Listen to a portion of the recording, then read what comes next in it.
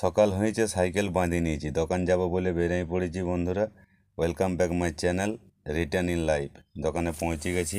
দোকানে পৌঁছে এবারে সকালবেলায় ঝাড়ঝুট দিলাম, দোকানটা একটু সাজাচ্ছি। দোকানটা আনতে খুব সমস্যা, কেন কি আমাদের এই রাস্তাটা হচ্ছে, আমাদের গ্রাম থেকে দোকান আসার জন্য যে রাস্তাটা দিয়ে আসি সেইটা 1 কিলোমিটার পুরোটাই আপ। সাইকেলে জল মাল সব নিয়ে একসঙ্গে ঠেলতে ঠেলতে আসি। যাওয়ার সময় খুব ভালো, চলে যাব সোজা, একদম দোকানে চাপবো, ঘরে নামবো। এইটা করেই প্রতিদিন কাটিয়ে যাচ্ছে। এই দোকানটা 1 বছর হইলো করেছি। আগের বছর এপ্রিল মাসের 20 তারিখে দোকানটা করেছিলাম।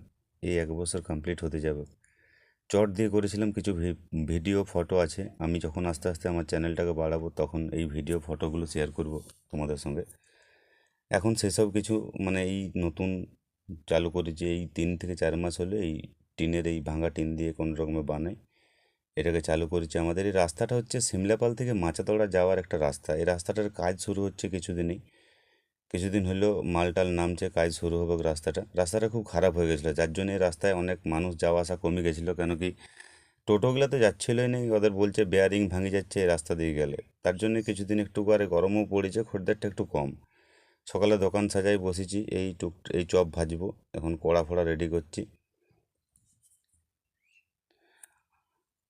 তার মাঝে দেখতে পাচ্ছি দুজন সাধু বাবা দোকানের দিকে আসছেন। দোকানে আসেন মাঝে মাঝে, এই দুপুরবেলায় একটু আগে, তোমার সকালবেলায় সাধুরা আসে। ওরা কিছু খায়, বসে, আবার আশীর্বাদ দেয়, দিয়ে চলে যায়। গ্রামের ছেলেপেলে আসে, মোটামুটি সারাদিন